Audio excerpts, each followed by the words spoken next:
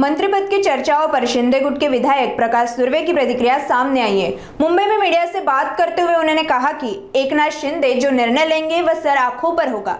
जो अफवाहें फैलाई जा रही है वे मीडिया से ही सामने आ रही हैं।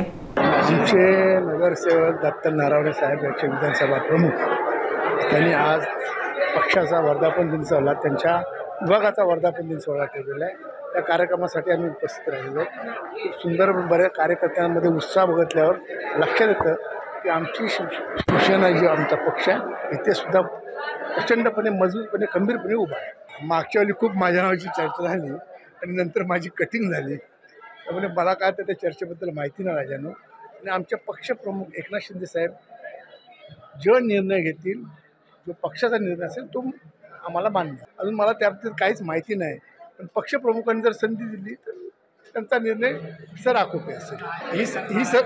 ही सर्व मीडियामधली चर्चा आहे, त्यामुळे त्यात सत्य किती आणि खोटं किती याच्यावर असं काही मला तेवढं ज्ञान नाही आहे।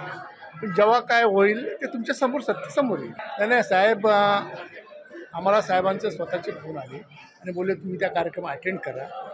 साहेब स्वतः येणार होते, पण पाऊस प्रचंड असल्या कारणाने ते खेळला आहेत।